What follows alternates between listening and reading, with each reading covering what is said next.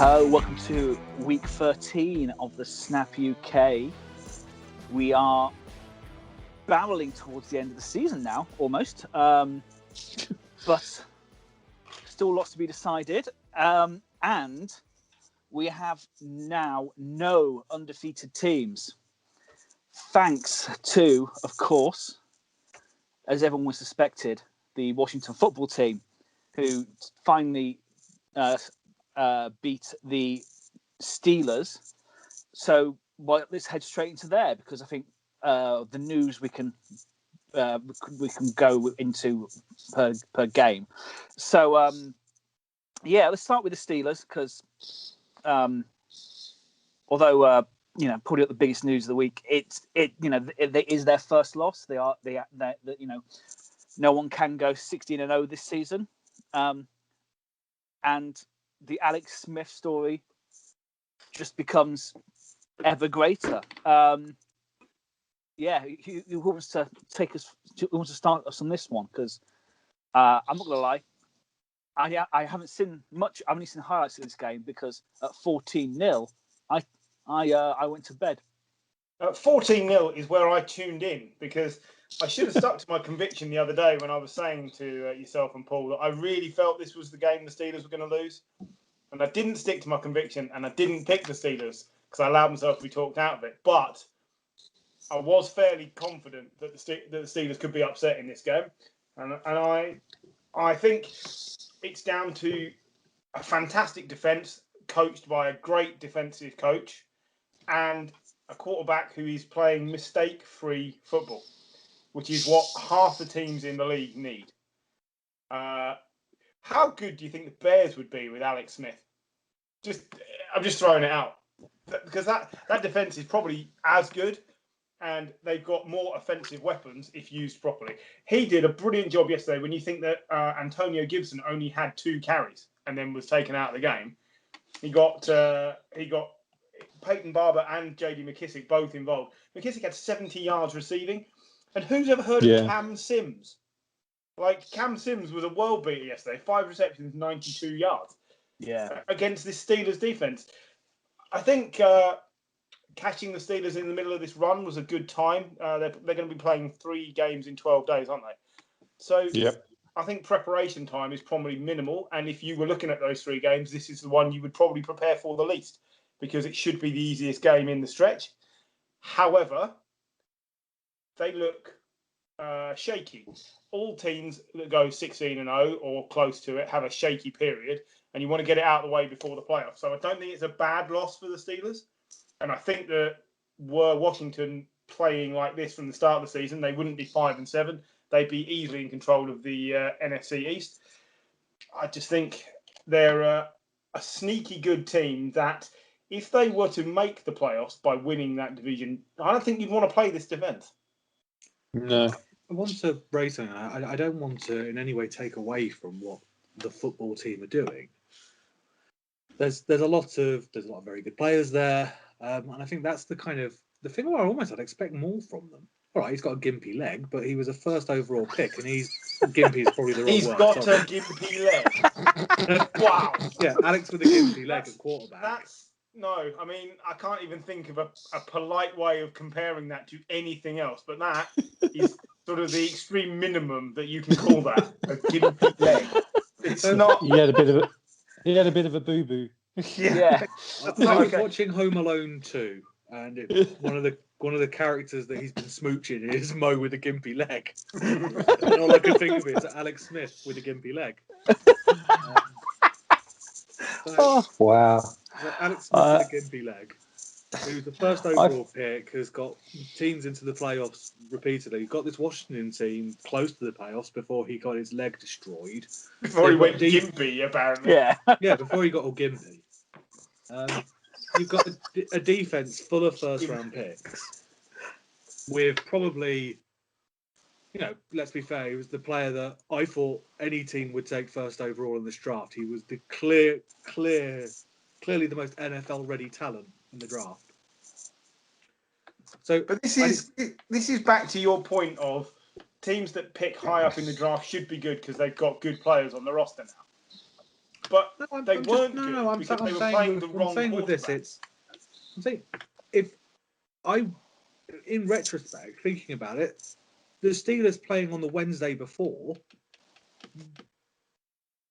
they should have beaten. This shouldn't be a surprise. It should be. It should still be a surprise. But you look at. If you go back to they were a bad team who got Chase Young in, but it's not just Chase. They got Rivera in. That's the difference, isn't it? They are now a well-coached team. Whereas you look at you add Burrow into the Bengals, they're still coached by Zach Taylor, who's a dumpster fire. So, and deserve a job.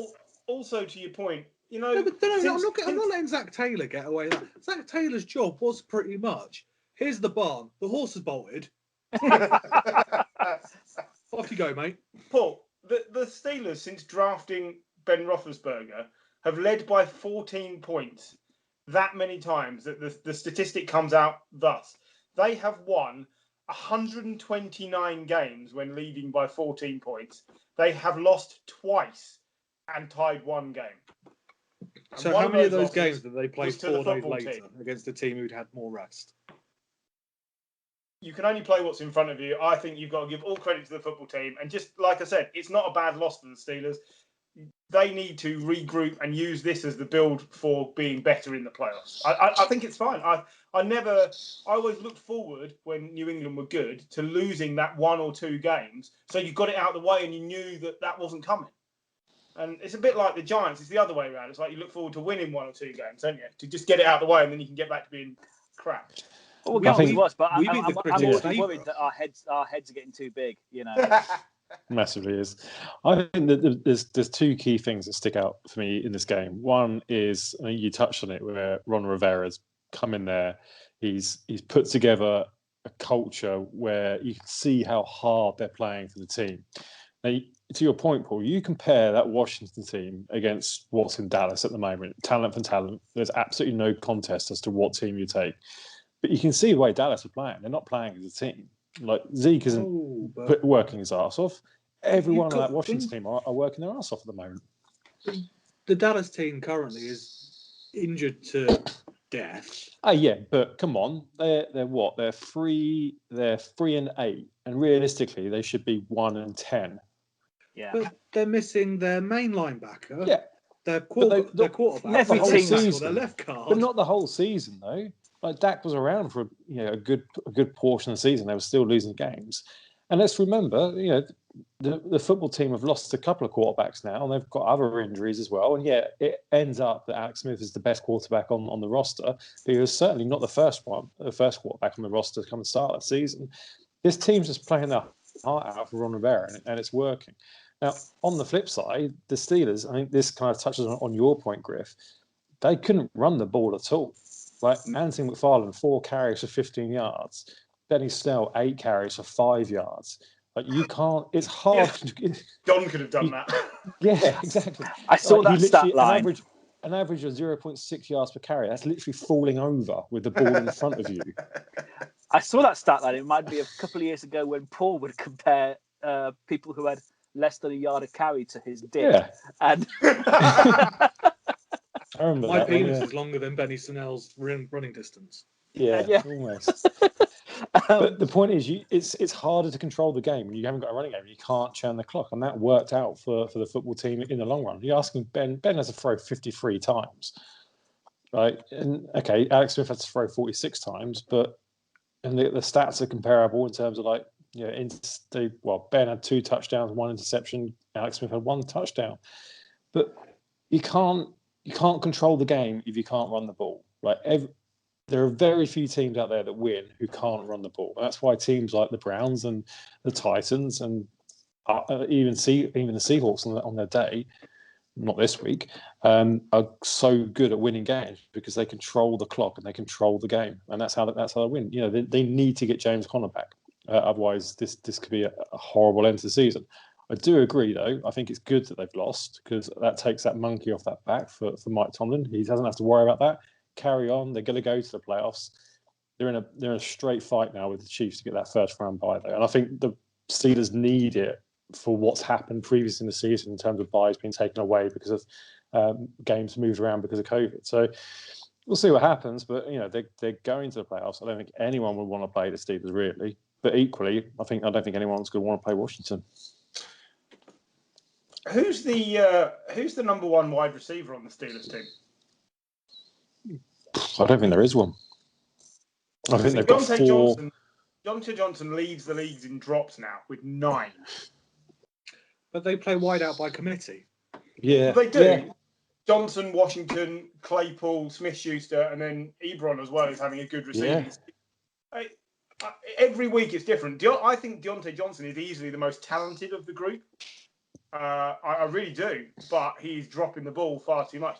Smith-Schuster has not.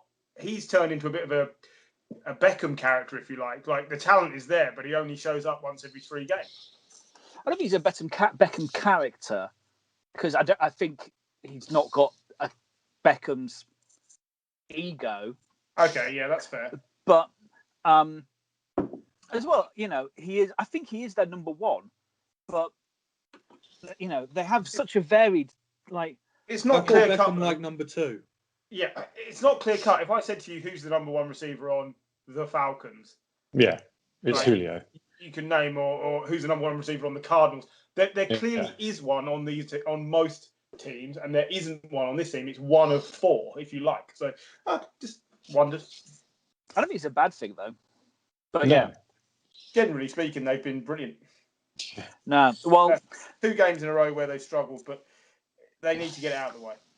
They do, and hopefully, they've got another tough game coming up, and then it's pretty easy sailing into the playoffs because they've got the Bills next week. Yeah, but so from the sublime Washington to the ridiculous New York Jets, where just don't know where you start. Can't even lose right. You can't exactly. Yeah, I mean, defeat from the jaws of victory. The New York Jets. I mean, we a lot of us here play a lot of Madden, so of course, it's last play of the game. They're about 40 yards from goal. You just press A. You ask Madden, what's he going to do? Man 3D. 6. Yeah. Prevent. Whatever it is. But no, Greg Williams rushed 7, I think. 7 men? 8? Yeah. 0 I counted 7. 0 blitz. Earlier today. On the last 252 I've got this stat in front of me as well. Yeah, last 252 attempts of such distance to win a game, nobody rushed more than 6 players. And it's all because Greg Williams wants to be able to say the Greg Williams defense won the game. And actually, the Greg Williams defense lost the game and lost Greg Williams his job because the players criticised him on TV after the game. The coach couldn't back him on TV after the game. And Lamar Jackson was the cornerback, not the, erstwhile. Not the, but the undrafted cornerback. Yeah, an undrafted cornerback who got cut and then brought back. Got isolated against one of the quickest rookies in the league. And the guy owned it and said, that's on me. But it's not on him. It's not on him. That is, who plays that like that? Greg Williams is the answer. Greg Williams is outdated. I believe he was the coordinator responsible for Bountygate. Yep. And Greg Williams, a little bit like me, so I take flack because I'd rather see games where people get pummeled into the floor every week and you can't illegally hit anyone. Greg Williams is a dinosaur like me, and he no longer fits the mould that's required because he is not careful with his play calling. He's just, I want to win it like this. And it doesn't work anymore. It was ridiculous. And he was rightly fired because, to your point, anyone who's got any experience of playing Madden knows not to rush that many players on that situation. It's not brain science. It's really not. It's bloody simple. You line up 4 or 5 guys on the goal line. You make sure they don't score. That's all you have to do. You don't have to care about yardage. It's not an issue. Yeah, it's not rocket surgery either. Yeah, exactly. Can I ask a question? Because this might show my naivety in how these things work, but I'm going to ask a question. why on earth, when the players went out there and lined up in formation, did Adam Gase not scream, "What are you doing?" I also into a thought formation where you can't defend. I did read that apparently the last thing he heard was Zero in his headset, looked up and the play had snapped. Because they had a timeout as well. Like Adam Gase, offensive genius Adam Gase needs to sit there because Derek Carr came out and said, "Well, I read that, couldn't believe it, and brilliant." Adam Gase is an offensive genius. He's coached for quarterbacks. He should know how to read a play. All he's got to do there is turn around and say, "Timeout, Greg. What the fuck are you doing?" Yeah. Like, seriously. So Greg Williams is responsible, but Adam Gase ultimately drives the buck this stops. car. And I just don't see how you can sack one without the other. Yeah. Well, I mean, we all know he's going at the end of the season, so it's just a case of waiting it out for the Jets, I'm afraid. And we all know that Gase has naked pictures of Woody Johnson. He must have something.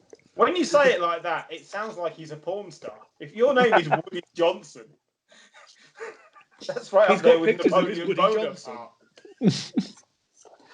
But is that the case? Is the back office now? Because it's not the back office is looking at the draft, going, "Well, we want Lawrence," and I'm worried that if we bring someone else in, what if they get something out of these players? I'm just conspiracy theorying here. Yeah, but I think that's why Gase is still in a job, but that's not going to keep him in a job past January. Oh no. So I agree. What I'm saying is that the office don't want to risk getting that spark you get from a new coach. Yeah, but I agree. What's the plan though? You could see with Cleveland when they went 0-16, they were crashing the ship purposely. There was a plan they were building. With Miami, they were crashing the ship, and you could see all these trades they were doing. You know, like that ridiculous. Can't remember the name of the cornerback, the guy who played for nearly every team and was injured. Aqib Talib. They traded for him, knowing they weren't going to play him, so they could get the fourth-round pick. Yeah. You could tell there was a plan. Yeah. What's the plan in the Jets' back office apart from just sucking Hollywood? Sucking Woody Johnson? Is that what you're... Yeah. I mean, the plan has always been we need to get Joe Namath back on the field. Beyond that, I don't think they have a plan. They are the new Browns in terms of who's the most poorly run organisation. It's the Jets now. Beyond the Browns, the Bengals are probably a fairly close run second in that contest. But the Jets have been bad for a number of years. They had the odd spark. They had a good year under Fitzmagic, a couple of good years under Sanchez, but there's never any continuity because they cannot put a 10-year plan together. They cannot do it. Jim, Griff, if I ask you this, like Snyder coming into Washington, they've been terrible since. Yeah. Mm-hmm. How long have the Jets had their Woody Johnson out? I don't know how long Woody Johnson's been in charge there. He's not. I mean, he's not been there. Well, it's not. It's not actually Woody Johnson, is it? It's actually his brother who's running things at the moment. Woody Johnson's the current ambassador to the UK under the Trump administration. So, seeing as that's going to end soon, I expect good old Woody to hot-tail it back over the Atlantic and attempt to sort this out. He's owned the Jets for 20 years. Yeah, and they've had 2 AFC Championship performances in that time. AFC Championship appearances, and I think 4 or maybe 5 winning seasons. Yeah, I think.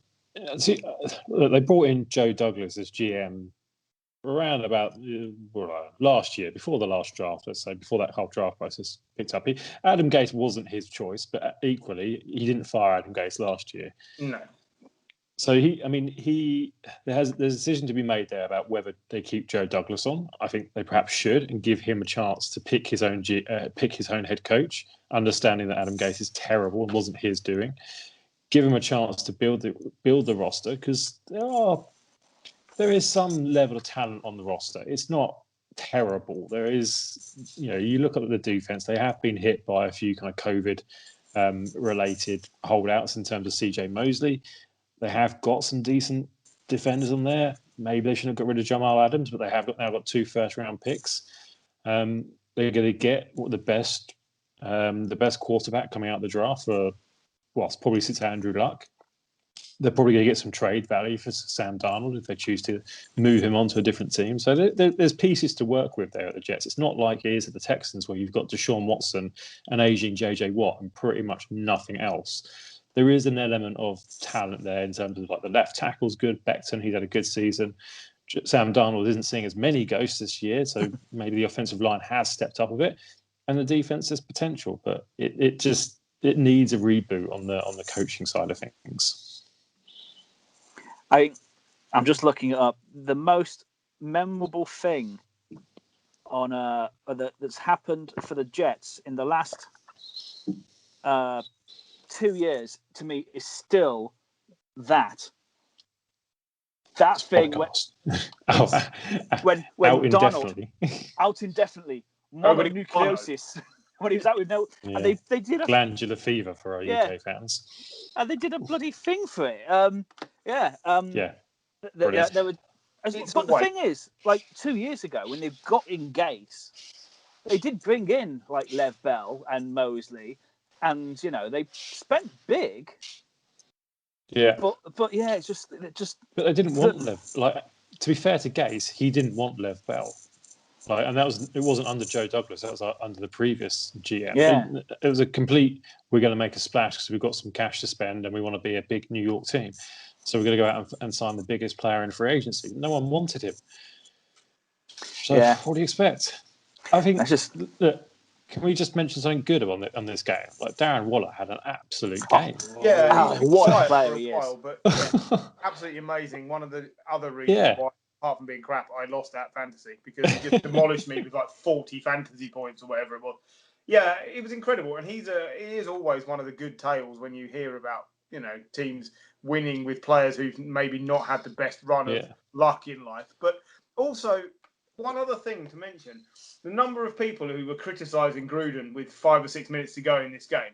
I get it. The Raiders have not played brilliantly for a couple of weeks, but they're winning. They're winning games like this where in the past they'd have got steamrolled and we'd all have laughed at them. And they're going to go to the playoffs. They're going to be a playoff team. So then you're looking like that. Gruden's the 10-year contract. You can't say it's not coming to some sort of fruition. They're playing well. Derek Carr has been epic this season. I think he's turned the ball over 3 times all season. Like, I just think they're being underplayed because they maybe don't win in a pretty manner, but they win. I think they properly struggled without Jacobs there this week. Like Devontae Booker had an all right game, but it was below average. He's Devontae Booker. Yeah, exactly. I think this team needs Josh Jacobs in the team. Like we said with the Steelers, they need to be able to control the ball. Yeah. And I think Derek Carr is playing, I'm not sure, an epic season. I'd say above average. I'd take him at the 49ers in the current form, so I always think that's a good sign. I think he could walk on to probably 24 or more teams in this league and improve them at the moment. That's a big shout. Yeah. I think he's playing really well. We should point out Adam Gase is done, but the next coaching appointment is crucial because if you waste a Sam Darnold and then waste a Trevor Lawrence, what does that say about your franchise? That is 2 franchise-changing quarterbacks that you would have wasted over the period of 4 or 5 years. Right. You are probably never getting those 2 to line up again. It's like the Packers going from Favre to Rodgers. It's just not likely. Just in a really short time span. Yes, of course. And with no success. It's wrong. And I'd happily nail the colours to the mast and say wherever Darnold ends up next, he will end up with a winning record at the next franchise he's at because he actually played really well. Yeah. He threw 3 touchdowns. He hadn't thrown for more than 2 in a game all season. Ran for one as well. He only got 3 touchdowns coming into the game, hadn't he? Yeah. So, he's now 6 touchdowns to 8 or 9 interceptions on the season. But he's hopelessly underdeveloped. And another team, any other team probably, could do a better job. Yeah. The good thing is he's still really young. Like he's 22, 23? He's younger than Joe Burrow. So like he's got time to develop. And I think you're right. If he goes to a franchise where they actually develop it, if he goes to the Saints and plays and has Sean Payton as a coach, that's if I'm Bill Belichick, I'm giving up the Patriots first round pick and saying to the Jets, can we have Darnold, please? Yeah. Because can you imagine what he would be able to do with Sam Darnold? You've played against him for 3 seasons. You've seen all the problems. Like, you know exactly what's wrong with the guy. You probably know how to fix it if you're that good. Is he going to be as good as any of that? There's top talent in this draft, isn't there? A quarter. There's about 5 good quarterbacks probably going in the first round. But I still think that he's probably better than 2 or 3 of them. No doubt. Well, with the Steelers losing, Chiefs now back in the race for number 1 in the AFC, who beat the Broncos 22-16. Not really much to run through this game. But for the Broncos, what are the Broncos going to do? Like, Elway is the problem. He cannot pick a quarterback. They're going to keep him because he's Elway, which means they're probably going to pick another bad quarterback. There's rumours about him going after Matt Stafford. Now, that's fine for 2 years, maybe. But beyond that... He's only 32. Stafford's not that old. He's got, I understand. But what I'm saying is that's not the future of your... I love Matt Stafford. That's not the future of your franchise. It's like last year when he was like, we've signed Joe Flacco. And you're like, no. I think you get 5 years out of Stafford. Yeah. Okay, well, we'll see. I'm saying right now it'd be the wrong move for Stafford because he should stick with the Lions team where he knows and he's the face of the franchise. No. Get out. Get out. No. Well, you look at all that talent on the Denver offense at the moment. If they had a better quarterback than Drew Lock, they would be fine. Yeah. Bearing in mind they're missing Cortland Sutton as well, but they've found a receiver called Tim Patrick who's putting up the numbers. But it's a graveyard for quarterbacks since Peyton Manning. Yeah. Well, someone's eventually got to take the bull by the horns there, and it's going to take out of the way. Is what I'm saying. But yeah, well, that's just not going to happen. For Stafford, how much would he kill to play for a team with a defense? No quarterback has played with as such a poor. I think only Matt Ryan, in the last few years, has come close. Well, a defense and a running game as well. And that's it. And that's something else to mention this week. Melvin Gordon was back. Yeah. Melvin Gordon had a game this week. Lots of no touchdown, but got some yardage, and that's kind of what you want to see because he's been quiet for a few weeks now. But Staff will have his choice of places to go to. He'll have 3 or 4, and whatever they are, the Broncos won't be the best one. No, probably not. No, but I agree. I completely agree. I think Stafford will have I think the Lions will try and keep him for sure, because I don't think the Lions are going to be that high enough to draft a quarterback who they can reliably expect to step into Stafford's shoes and carry on with that performance. But if he does leave Detroit, the problem with the Lions is coaching. Under Jim Schwartz, Stafford was playing really well and the team were really good. You get another decent coach in, you keep hold of Stafford, you're a contending team. You're not, guaranteed playoff, but you're already prepared to contend. It's not like a complete rebuild. No. We've discussed more about the Lions than I ever wanted to. So, and we're meant to be talking about the Broncos and Chiefs. We're meant to be talking about the Chiefs and the Broncos, but yeah. The Chiefs beat the Broncos and everybody expected them to. Should we go to the next game? Let's go to the next game. Chargers 0, Patriots 45. We've discussed about Should we go to the next already. Game? Yeah, I mean, so Anthony Lynn just got himself fired. He just did that a couple of weeks back. People are surprised. I mean, their special teams player has been amongst the worst all season. I said to John, name the player with the least deserved nickname in the league right now. I don't think I could say I'll tell you who it is. It's the Money Badger. Mike Badgley, who has missed 9 kicks and had 1 blocked as well. No, you're not the Money Badger, are you? You're just an average kicker who occasionally goes on a hot streak. Their whole special teams unit is terrible and gets worse under Anthony Lynn. And was probably playing against the best special teams unit in the league at the moment, I'd say. Yeah, so that was the Patriots' first punt return touchdown since 2014. They nearly had a second one as well. And then they blocked the kick at half-time to score from that. It was the perfect game for the Patriots. All they can do is run the ball. How many passing yards did Cam Newton have? 69. Yeah, 69, and we had 45 points. Nice. That is insane. Cam Newton had 69 yards of 12 completions Jarrett Stidham had 61 yards of 2 completions. Yeah, he did. And that's the thing. It's an odd way to win in the modern NFL, but teams are struggling against it because it's so odd and the running game is so strong. Yeah. But I'm up for quarterback by committee.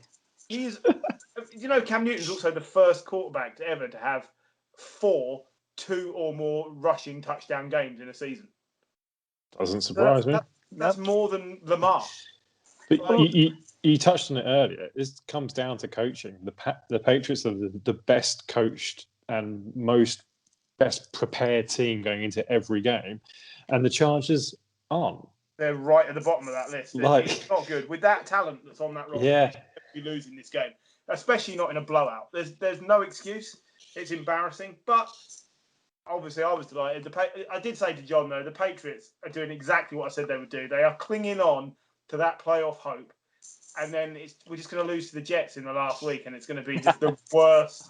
It'll just be mind-numbingly upsetting. But it's just the way it is. So, Wouldn't it be like a really Jets thing, though, to kind of win that last game and then give up the number 1 pick? Totally. It would be amazing. Wouldn't that just be the best thing you'd ever seen if that happened? Fair play, though, to Cam. He knows he's not playing that well, but as long as they're winning, it doesn't matter. I think it takes some balls to have swag like he does when you're playing the way he does. To be fair, it was last week. You saw at the end of the game, he visibly wasn't happy with his game, and they'd won the game. And we looked at the box score last week and said, "I don't understand how this happened." No, and you can do the same this week. There's a few like Damian Harris is probably the only standout performer in terms of stats on the offense side of the ball, but. There's three parts of the game, and the Patriots dominated special teams. Having watched a lot of it now, the difference in Cam is he is absolutely putting his body on the line. Yeah. One of those rushing touchdowns, he had 5 players hanging off him, and he just was getting in that end zone, and you can't discount that. It's ridiculous that he has nearly 3 times as many rushing touchdowns as he has passing touchdowns this season. Because he's just a running back playing at the quarterback spot. But for this season, and probably only this season, it is working to a degree. Yeah. It's fine this season because he's got nobody to fucking throw to. If you had Brady this year, you'd just be getting no touchdowns anyway because he can't do the running. Can you imagine how bad this team would be with Brady? Oh, you'd be awful. But yeah, let's move on to the leaders of the NFC East, who beat the 49ers 34-24. It could be pretty quick here because the Bills are good. The 49ers are pretty average. Yeah, I thought Nick Mullen played okay. Actually, I didn't think he was the reason. It's just the fact that Josh Allen had one of those games where he catches fire and they couldn't stop him. Yeah, he was. They couldn't get close to him. Like they had 1 sack on the night, but even if you just watch the highlights, every play, like 5, 6, 7, 8 seconds in the pocket, then he'd escape, have another 2 seconds. And if you're not getting close to the quarterback, your cornerbacks don't stand a chance for keeping players like Stefan Diggs or Cole Beasley under control. Like, they're going to be open. You can't stick with them for that long. So, yeah, Josh Allen had a great game. The defense didn't. It showed. I thought we did quite well to get 24 points. Quite impressed. Shanahan's doing a good job to coach up such a damaged team.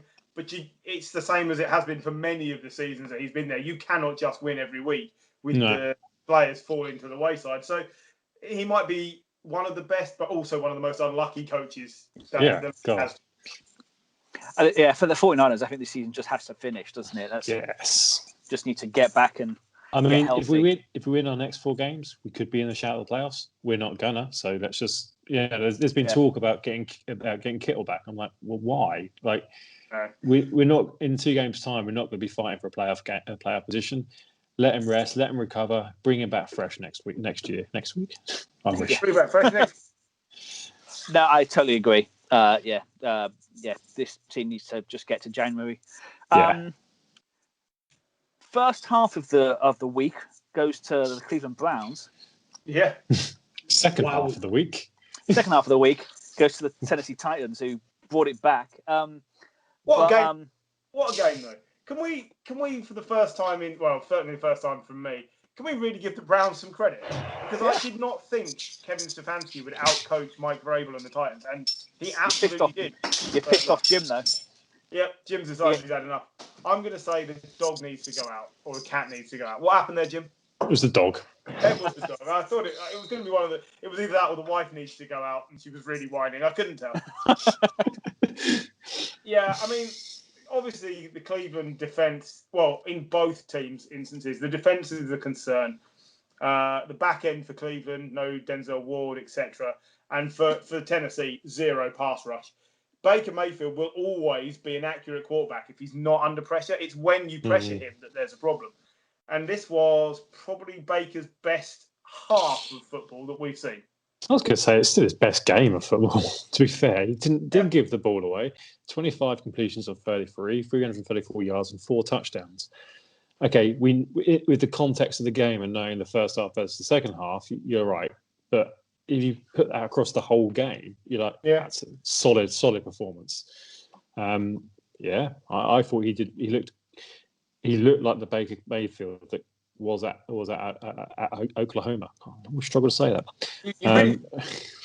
It's been a long day, man. I thought the things about the Browns that we don't see very often. When was the last time the Browns scored on each of their first 6 offensive plays in a game? 2000. Never. They have never done it since returning in 1999. Absolutely. Now that's fairly astounding. But Myles Garrett has 10 or more sacks in 3 consecutive seasons. The only Cleveland player to do so since sacks became an official statistic in 1982. Yeah.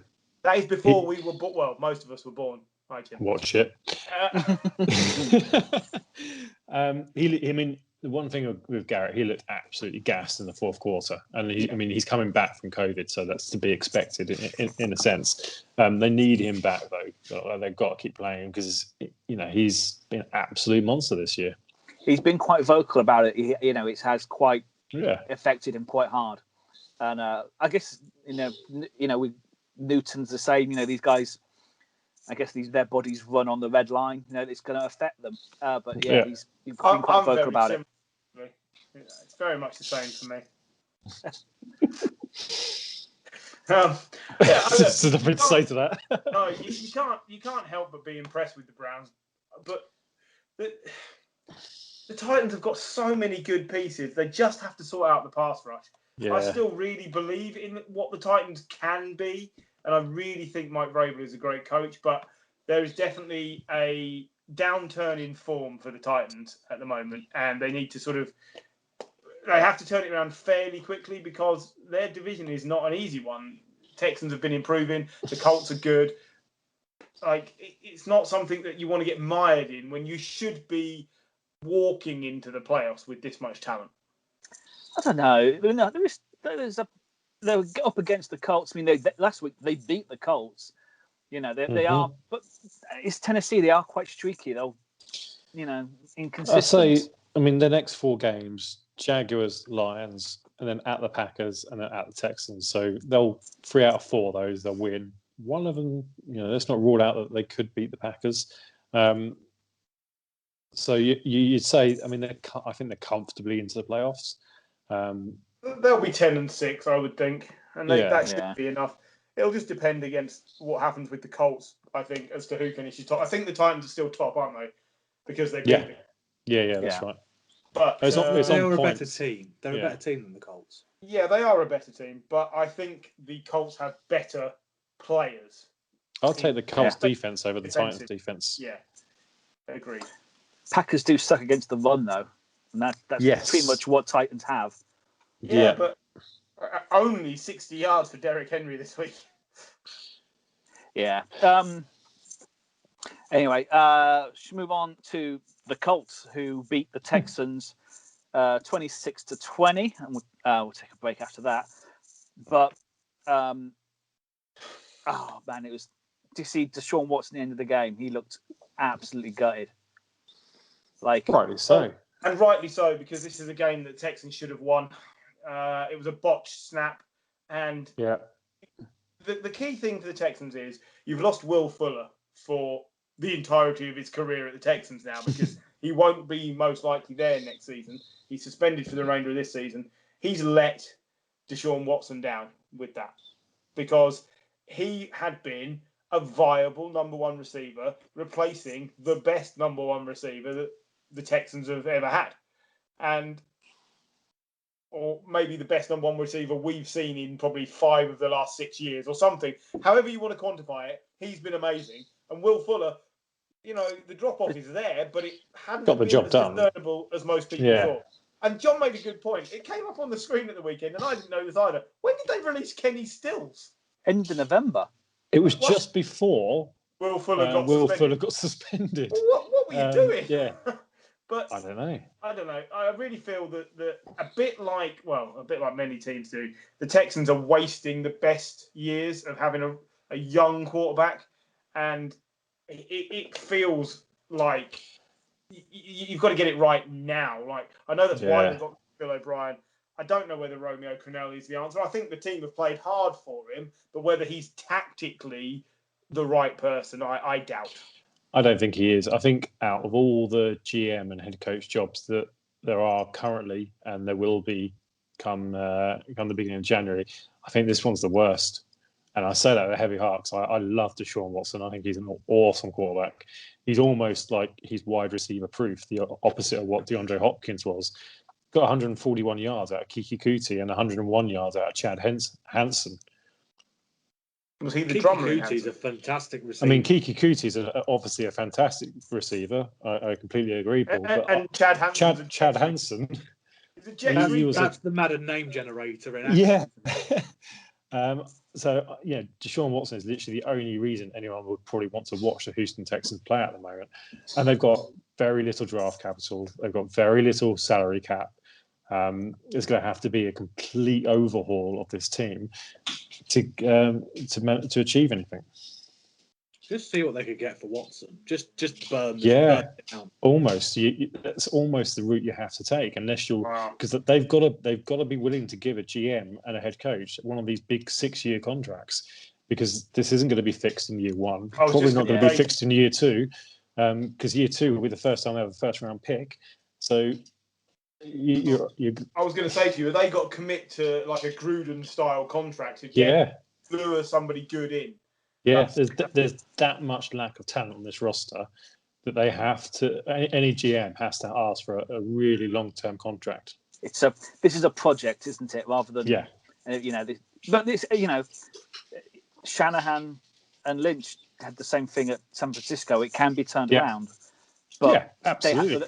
The 49ers had draft capital. The Texans. I mean, you have the corner piece in Deshaun Watson, so I think he has to be a big part of the hiring team as well. Like you have to absolutely make sure. But you just said you're getting.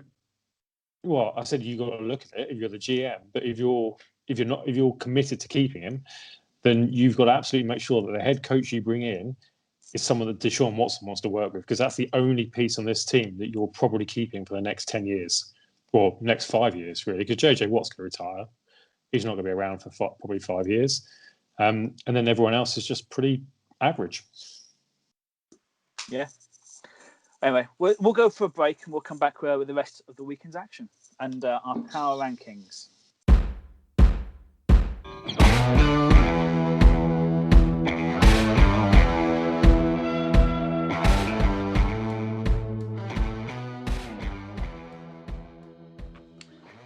Welcome back to part 2 of the Snap UK. So let's go straight into a good game for me and Paul. Seahawks 12, Giants 17. That's good game for the 49ers fans as well. It's a good game for everyone. No one likes the Seahawks anyway. The winner was football itself. Yes. Yeah. Absolutely. But yeah, Giants on a winning streak, which is rare to say. So 4 in a row, isn't it? We've won. Yeah. You were 0-5 to start the season, and now you're 5-2 in the last 7 games. So that's that's Super Bowl right up there. Super Bowl form, that is. It is, yeah. I'm not having this. Nah. When I saw we had 5, I nearly got a nosebleed.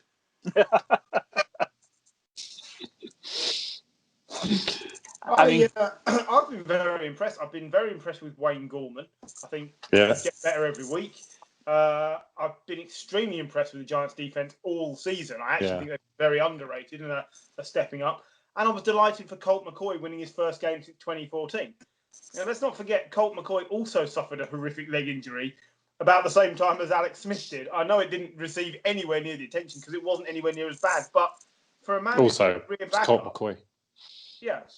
But for a man who's been a career backup, that could have also been a career-ending injury because those jobs don't just come round. And he's landed on his foot and slightly less gimpy leg. And,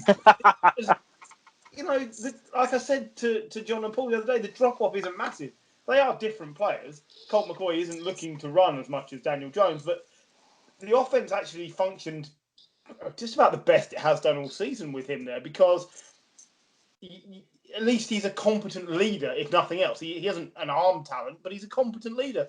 And, this team and the Washington team are going to battle this out for who's going into the playoffs. Yes, they're probably going to be a losing record going in, but I don't think you'd want to play either of these defenses. It's a banana skin game, whoever plays this. Yeah. I did, I said it a few weeks ago when we got quite close to beating Tampa. I think that was our last loss. And the defense, when it functions well, is very good. And this is I'd love to see them with a standout wide receiver and Saquon, but it ain't gonna happen. Not gonna happen this year anyway. But it's seeds for the future, isn't it? That's all it is for New York. Even if we get to the playoffs, we ain't going past the first game. But I'm impressed with the Joe Judge project so far. Are you happy to see another couple of years of Daniel Jones now? Because you were quite against the fact that he might be the future. I'm willing to roll with him because as well, I don't think you suddenly you end up chasing a playoff game. It means you're picking in the second half of the draft, which means you ain't going to get a Fields or whatever. So yeah, I'm happy. I'm getting happier with Jones. I think they seem to they know his weaknesses, and we're getting around it by that is the oddest way of saying I have confidence in Daniel Jones that I have ever heard. So you don't have any confidence. I don't think he does. But it's like Bortles. Yeah. Bortles got to a championship game. He's not a good quarterback. He's an awful quarterback. Like Garoppolo. But the team played to his strengths, which was ignore him. Well, that's true. The two key things. And Jones is good with Sterling. If we get him with Sterling Shepard, suddenly Evan Ingram is catching passes again. That is a great game. Let's not forget, it's not Daniel Jones's fault that Evan Ingram has been dropping like a stone all season. It's true. So yeah, it's not just on him. So he's not going to be. If we were to power rank our quarterbacks, I don't think he'd be in the top 15. No. But for the team at the moment, he is fine, and we need to get to a place where he's not going to lose us games, and he's getting there because he's not giving the ball away anymore as much. He's not dropping it. You're still talking yourself into this. I love it. I'm just going to let you keep going, John. Yeah. The thing is, I have to. Have you got that Daniel Jones jersey yet? I haven't. It could change, though. You're right. You're probably not going to be in a position to draft one of the top quarterbacks. But I reckon there are going to be free agent quarterbacks out there that you could pick up. Like we spoke about them earlier, Matt Stafford or Matt Ryan. Depending on what happens in Atlanta, they might want to move on from Matt Ryan. Sam Darnold. there's not been a lot of history between the two New York teams around trading, but they did it last year with Leonard Williams. And Leonard Williams had one of the best games I've seen him play. He was great this weekend. Yeah, two sacks in this game. He was 2.5 sacks in this game, and that's like I said. Whilst he was at the Jets and also now the Giants, that's the best I've seen him. Yeah. I think I was going to come on to it, but I think there's Dave Gettleman gets rightly insulted. Yeah, he has his detractors, but actually, when you look at the defense, it's starting to come together. There's elements that are playing well. Like Blake Martinez has had a good game. James Bradbury's been good. Jabril Peppers, who came in from Cleveland, has been decent. And like I said, Leonard Williams had a good game. That's the core. That's the core of a good defense, and they've been playing well for 7 weeks now. And they they did exactly what they should do against the Seahawks in terms of keep Russell Wilson from moving outside the pocket, get to him, push him back. And you look at some of they had 5 sacks, but they gave up 47 yards for those 5 sacks, and a lot of them were on 3rd or 4th down. Yeah, it's a well-drilled team. The Giants tick the 2 boxes that they need to win at the moment. The first is they've allowed fewer than 20 points in 3 straight games for the first time since 2009. Yep. So your defense is good. And the second thing was that they've had 100 rushing yards in 7 consecutive games, which is the first time you've done that in 10 years. Yeah. Wow. So, and that's without Barkley. Those 2 things are key because, like you said, keeping Daniel Jones's input to a minimum is what's required at the moment until we see what he is. And you can win this way. Yes. Being what is a weak division. The thing I'll say, as the other Giants fan on this podcast, I'm really excited because you think that first round safety we drafted, I can't remember his name, McKinney or McKinley or... Xavier McKinley. Yeah. That first round safety... It's McKinney, yeah. It's McKinney, Xavier McKinney. He looked fantastic, and I know he got injured. Having him and Barkley come back, no matter who we draft in the first round, we've got great first round talent. Yeah, I'd like to see us get. I'd like to see us get if there is a standout receiver in the draft. I'd like to see us go for. There are, but do you know what I will say? I think Sterling Shepard is criminally underrated. I think he's a really good receiver. It's just that he's very easy to pick out when you're playing against the Giants because you never have sacked one on the field. So you can account for Sterling Shepard very easily. I think he's really, really good. It's not a surprise our upturn in form has coincided with Sterling Shepard coming back from injury because it does help. And but I'd like I don't think Golden Tate lasts another year with us. No, he's gone.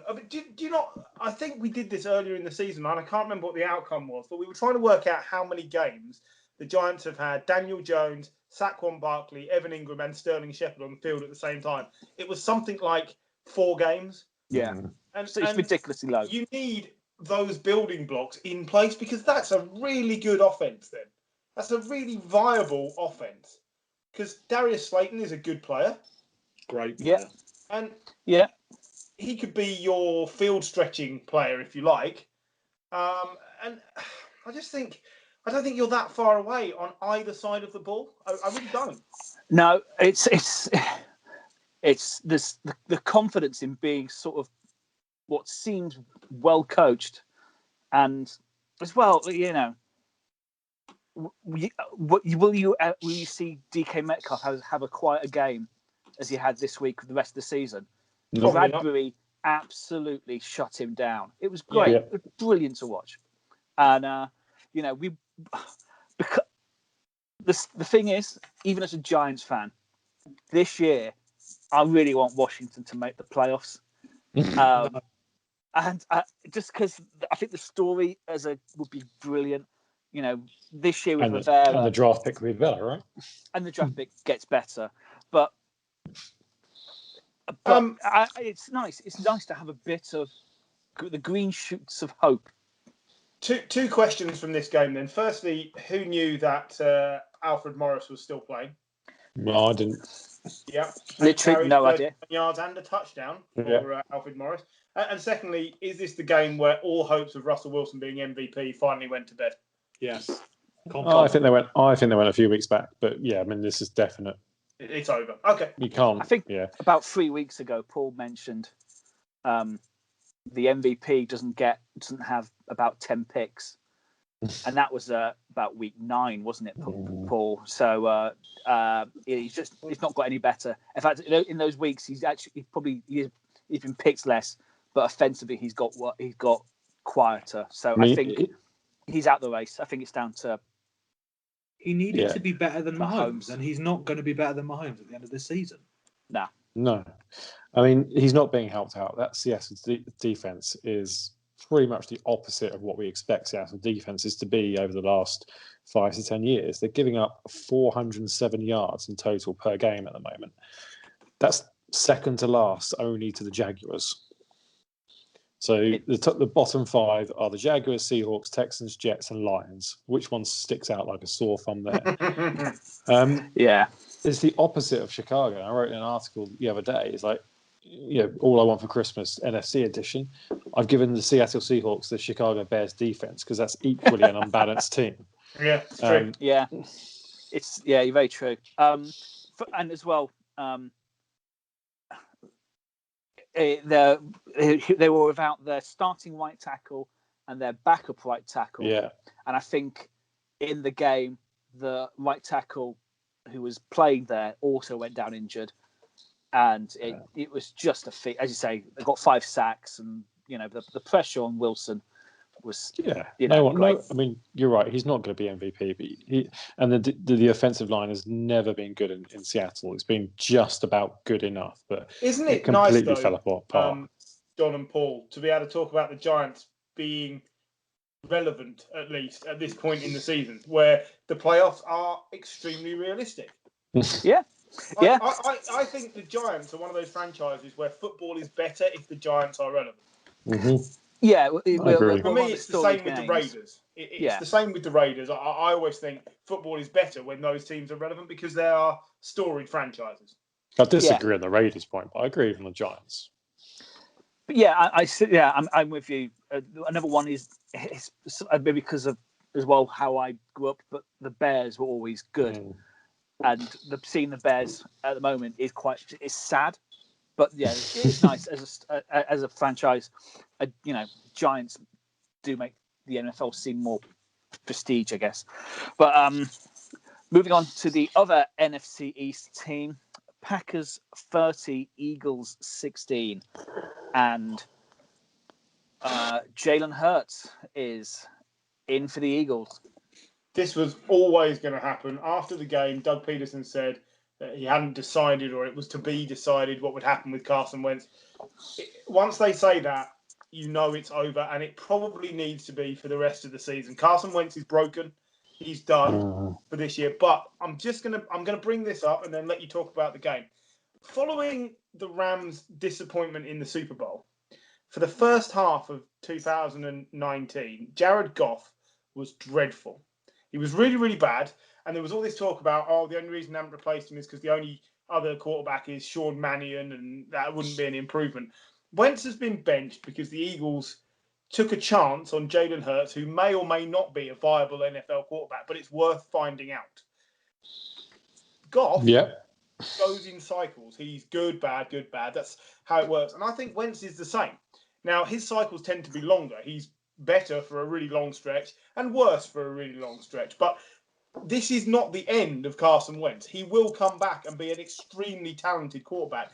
But you cannot take, 60 sacks or whatever it's been, like a ridiculous number of hits every game in a team that's broken with virtually no offensive players, a coach that I think has been overplayed as a good coach, and not take some hits, especially when you add in the fact that Wentz's personality is one of, I didn't get to win the Super Bowl for my team. I've said this before. I think he genuinely carries that. And all those things mixed up have just broken him this season. Get him out of the firing line, but back him to be the franchise face for the future because he is your most talented quarterback.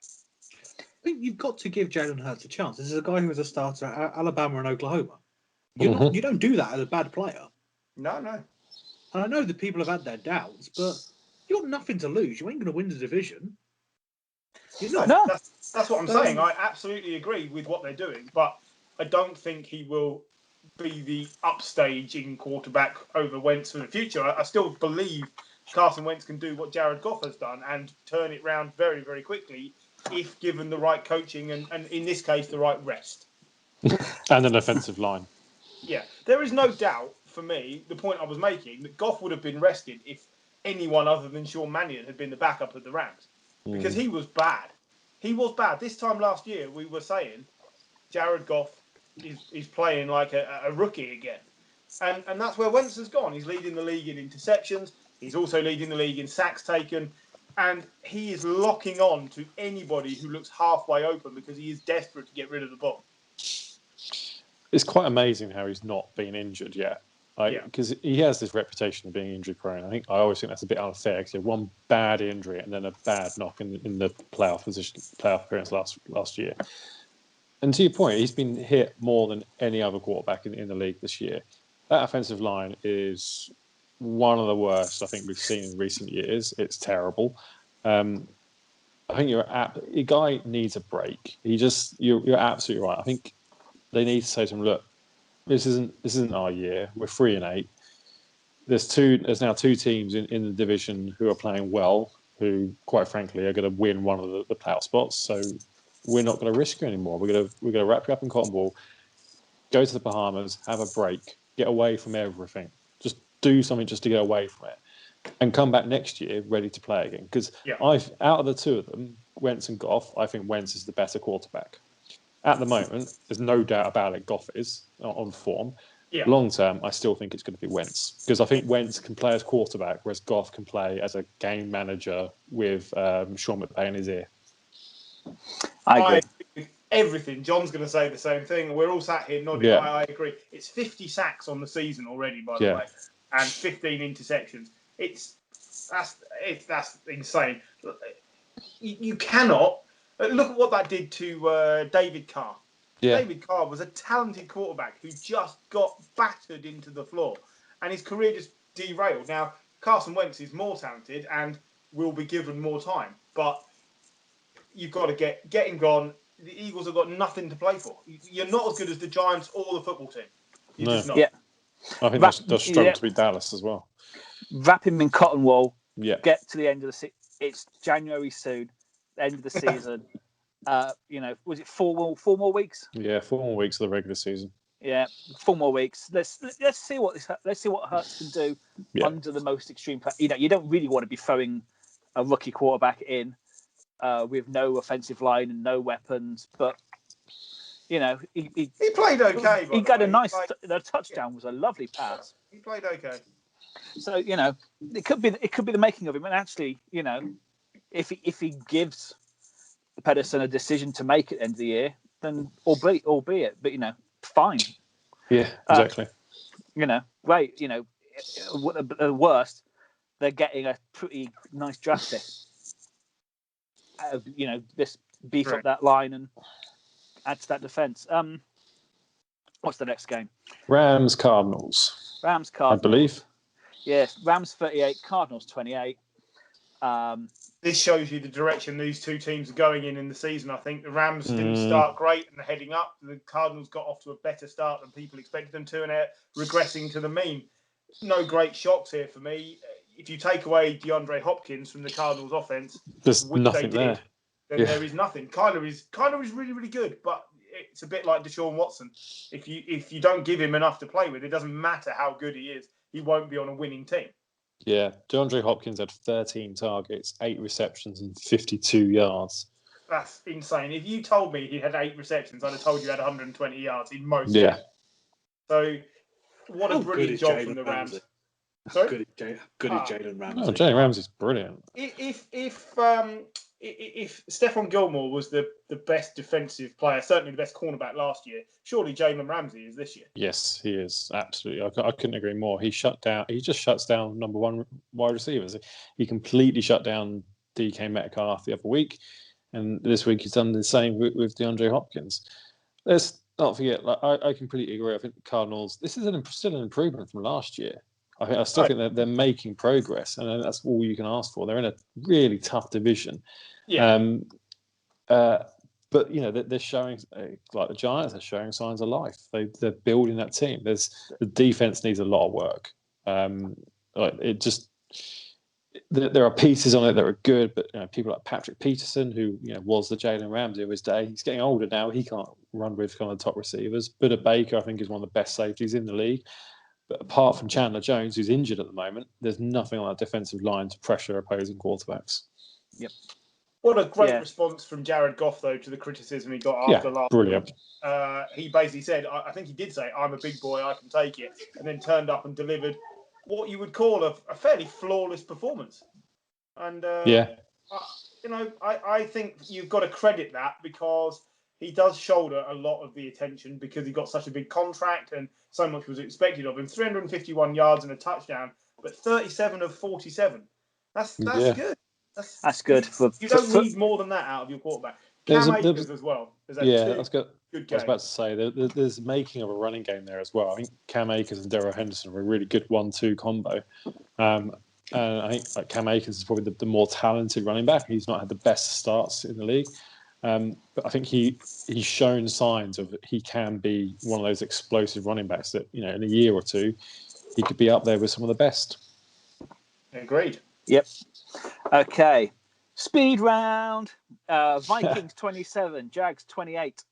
Do you not think this round would be better if we all took speed first? Well, sometimes. Yeah. So Jags 24 even. So strong start. The problem with this game is it went on too long and was dreadful. I mean, really just horrible. The Vikings made Mike Glennon look like a competent quarterback. It's rare we get extra time and it's like, oh great, we get more with Chiefs Steelers. No, you get shit like this. You get Kirk Cousins. Nobody asked for more Kirk Cousins. I know. It's not even like Kirk Cousins in prime time. What a combo. I said to John, though, yesterday, Mike Glennon, a bit like Alex Smith at the football team, Mike Glennon might be the best quarterback on this roster. He is, undoubtedly. And they just didn't want to play him. And you had the full Mike Glennon experience in this game. There were some amazingly good throws that all competent quarterbacks can do. And then there was some right dross just fed in between. He's so inconsistent. It's painful. But I think probably if he plays out the rest of the season, he buys himself another 5 years as a backup in the league. Yeah, definitely. That's what he is. And that's fine. Don't forget, he was the guy at Tampa before they drafted Jameis. And that wasn't an easy move for them. He'd been playing well in Tampa. They just had a bad team. So he can do things, but his problem is mobility. There isn't any. So as soon as you rush him, he's as statuesque as any one of us would be. And that's where he falls down. If he's got time in the pocket, he can deliver dimes. But as soon as you rush him, he's a spent force. So James Robinson makes this a viable team. But they don't want to win. No, they absolutely don't, because they need to replace the quarterback with someone quality. But I quite like where this team's going. It sounds weird. It's a 1-11 team, but they've got some talent on this roster now. Yeah. Colin Johnson's had a good couple of games as a rookie wide receiver. They've still got DJ Shark. Tyler Eifert's a good tight end. Thank you. Laviska Shenault is developing as a good gadget type kind of wide receiver. And then, like you say, you've got James somebody Robinson. Sneezing though. Does, yeah, you're right. You do want to shout Gesundheit afterwards. They've also got an okay defense as well. Okay, yes, they've lost a lot of games, 11 games in a row now. But the last 5 games, they've only 4 of them they've lost by 4 points or less. Yeah, they've been vastly improved without actually crossing the winning line. But what do you do with the coaching situation? You start again. Burn it down. Yeah, you get rid of start again. Yeah, I don't think Doug Marone can have another year. You've got rid of your general manager, so you're going to bring in a new general manager, and the new general manager wants to pick his own coach. And then you couple that with getting one of the top 2 quarterbacks coming out of the draft, and you've got another first round pick next year as well. That's when you compare that to what's in Houston. Yeah.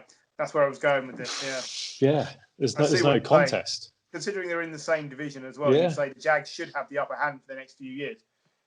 They've got the building blocks there. I mean, even on defense, they've got some good players. But it's the Jags. Let's be fair. This is the problem, isn't it? Because it comes down to organisations. Some organisations are run well, and some aren't. And Jags is one that's not. And some of them have a man who's trying to run a wrestling company and run a football team at the same time as a football team. Yeah. Bears 30, Lions 34. Oh, for Christ's sake! Right. Speed round. It's speed round. We don't need to do. It's fine. Done with the Bears. Well done, Lions. Just dumpster fire. Oh my God! Again, I go back to I disagree with anyone who tells me there's a difference between Nick Foles and Mitch Trubisky. There isn't. There's not. And it was just bad. Well done, the Lions, for whatever your new head coach is called. You're both so irrelevant, it doesn't matter. Mm-hmm. Yep. Falcons 16, Saints 21. I thought this was a reasonably good game. Taysom Hill, I mean, they haven't lost a game with a backup quarterback in the last two seasons. Yeah. Like the Saints, they just keep rolling, and this is fine. And you got the feeling even if the Falcons had scored, the Saints could have scored again. They just weren't really dialing up the plays. So I really like what the Falcons have done though since they changed head coach. I think you've got to credit Raheem Morris. They're getting closer to being a competitive team every week. I really think that if they keep Matt Ryan and build the right way around him, you've got another 4 or 5 year run ahead of you where you can be a successful team. No one's ever questioned the Falcons' offense. I think it's always been strong. It's the defense that's always been terrible, which has always been. It's a surprise. They had a defensive-minded head coach in Dan Quinn. So you just need to find someone just to fix that.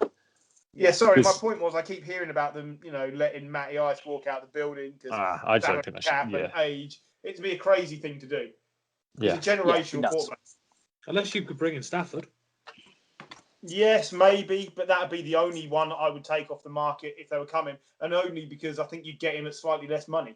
But I think you've got to commit Ryan and build around him. Yeah, build that defense, get a decent defensive coach. Yeah. Okay, Dolphins 19, Bengals 7.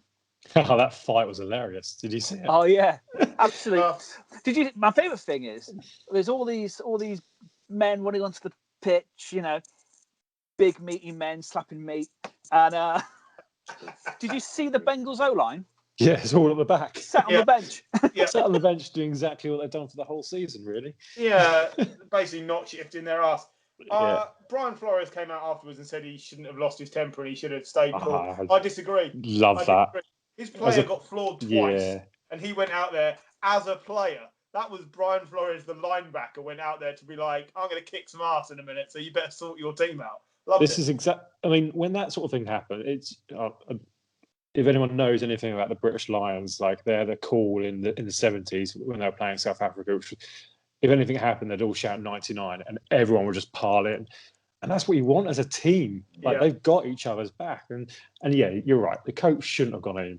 But as a player, how pumped up are you to see your coach kind of wading in there as well? Brian Flores is 7 years removed from being a player, something like that.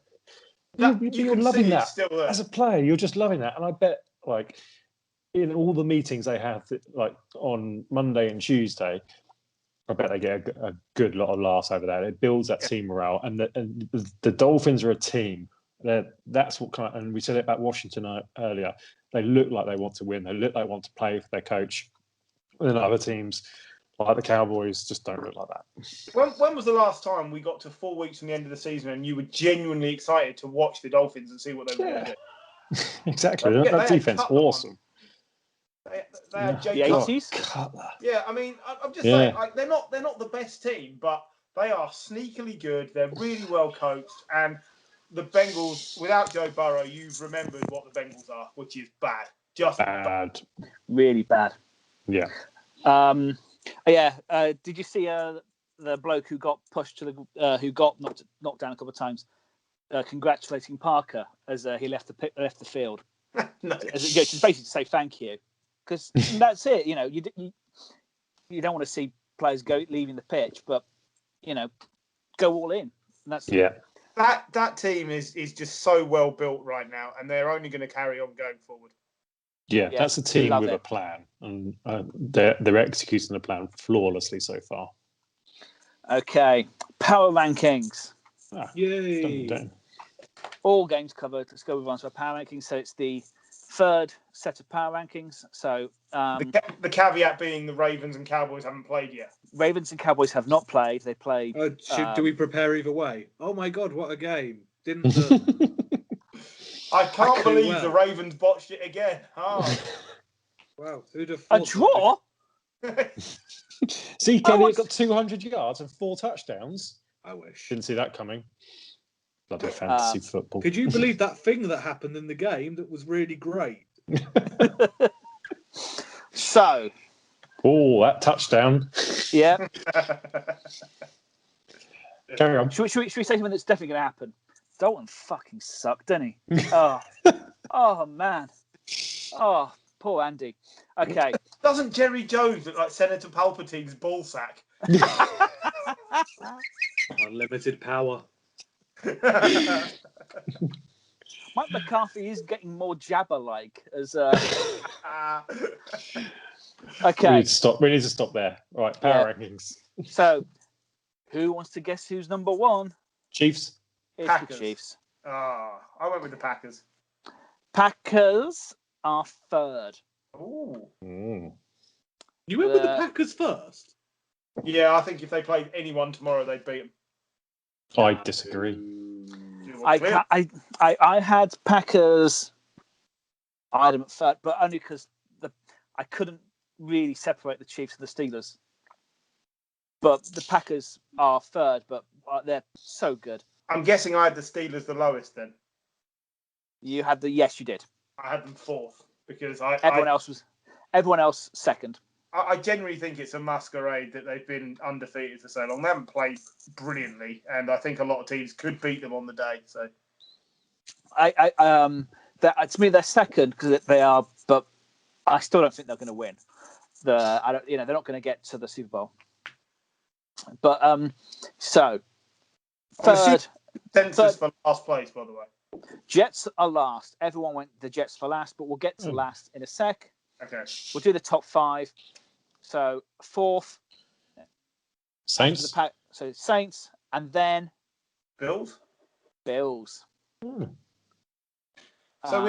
we must have all had the same top 5, just in different orders, surely. No, Jim went with the Bills at 7th, and who did I go with at 5? Question. I can't. Brilliant. Awesome. Good podcasting. You've got it. Brilliant. I think. Yep. Sorry. I went the Bills at 7. I think they're a great team. They stand a chance. I think they can beat anyone on a day. But I still think there's a little bit of inconsistency around Josh Allen, which scares me. Which I think that you don't have that inconsistency with the Titans or even the Rams to some extent because they've got such a good defense. Yeah, I put the Rams quite high up this time. I also elevated the Browns quite highly because I don't think you can not now. I know it's the Browns, but you can't not respect that record. It's been recording for that long. I might have to de-elevate the Browns by the time we're done. It's Rams, Titans, Hawks, Browns, Colts.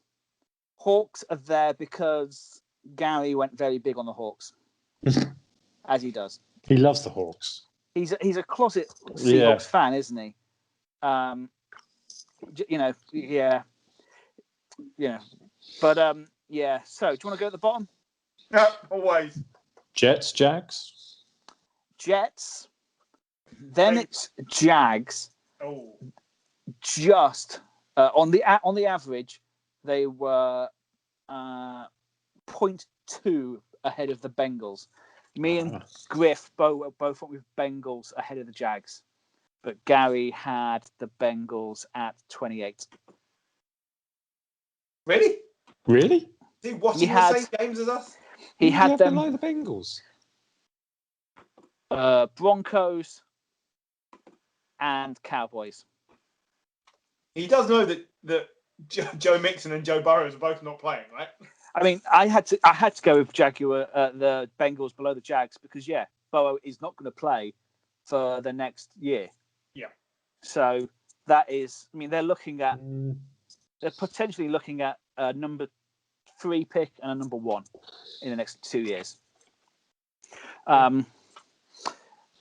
So above the Bengals, we have Broncos and Eagles got to be there somewhere. Chargers. Oh, yeah, the worst coach team in 29th. football. Yeah. I had the Eagles just below the Chargers. Then Cowboys, Eagles, Broncos, Texans, Lions, Bears. I think that's harsh for the Texans. I think they should be on the climb, but yes. They're not great. They're not great. It's so muddy at sort of the lower middle part of the table. Yeah. It's impossible because any team could beat any other team because they're all relatively bad. Yeah, I'd agree with that. Come on then, where were the Patriots? Patriots, 14th. Okay, so I had 14, 14, 15, 15, 16. So they're pretty consistent. They are the definition of middle of the road. They are 6-6 after 12 games, so they had to be in the middle somewhere. They're actually where I started with my power rankings. I wrote them at 16 and built round that. Obviously. Do you want to guess the most improved team since we can do it since week 4? Rams. Rams. Giants. I'm going to go Vikings. Oh, football team. Yeah, football team could be up there. Football team. Yeah. Football team. They are currently 19th in our power rankings. They were 28th to start the season. It's deserved. Giants must have moved as well.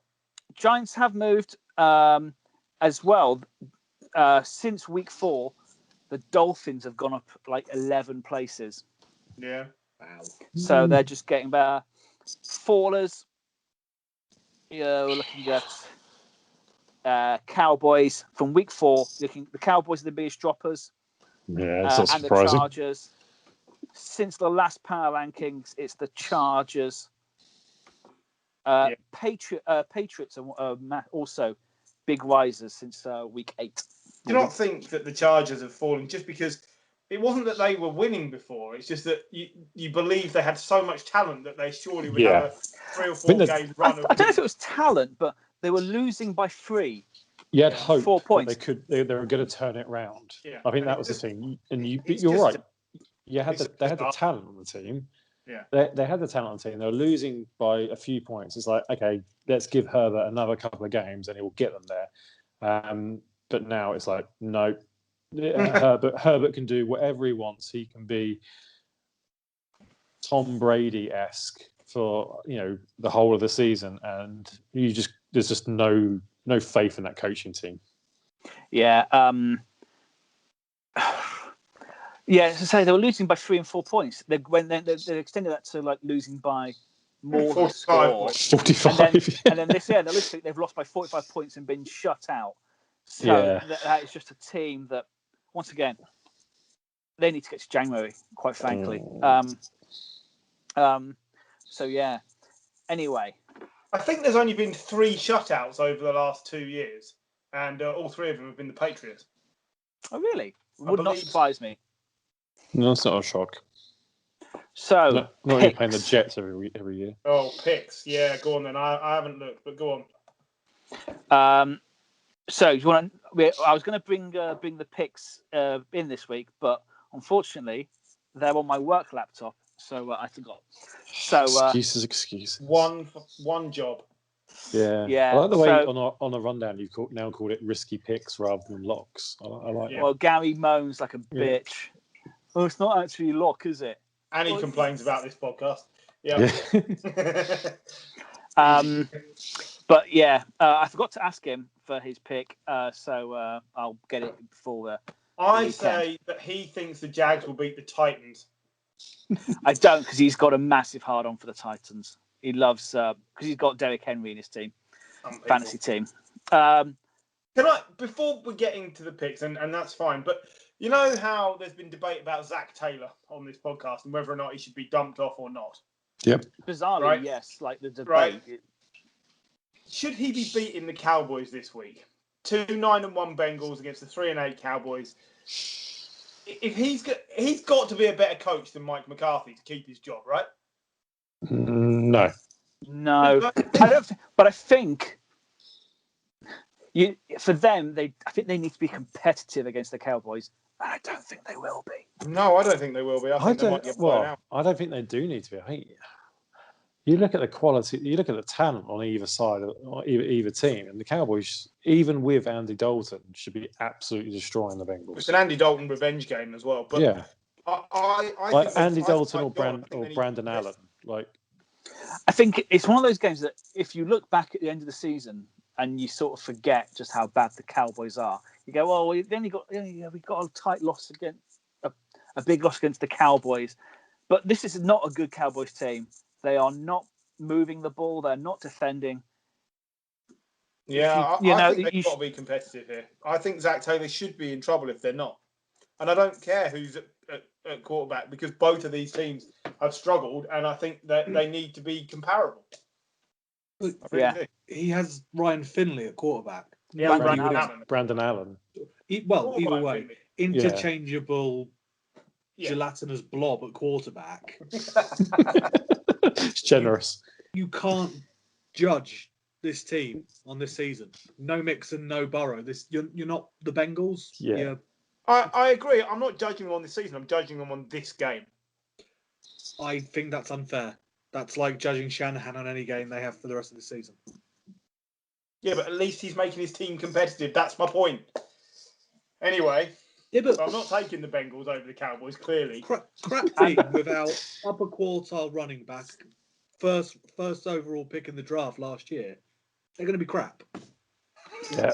There was a reason they were the first overall pick last year. You can't then expect them to beat a team that they should be losing to. Go on then. I'm going to kick this off. I'm taking the Bills to beat the Steelers. Ooh. I'm going to take the Pats to beat the Rams. Well, that's no shock. Yeah, Belichick's only lost once to them in the last 7 times they've played. I know, but on this season, the Rams should win. Well, the thing the Rams are best at is shutting down wide receivers, and we haven't got any, so they can do that all day long. That's fine. But yeah, they should win. But I think the Pats will. When Newton runs into Aaron Donald, what a collision that is!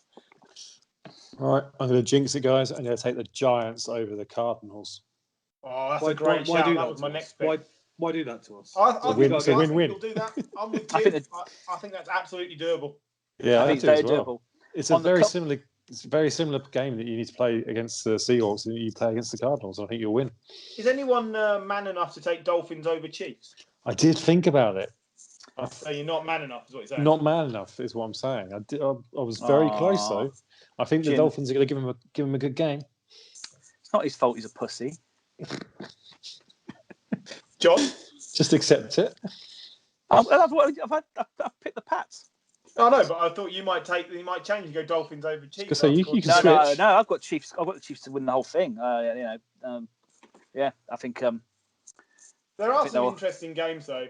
Football team can easily beat the Niners. I think. I really feel.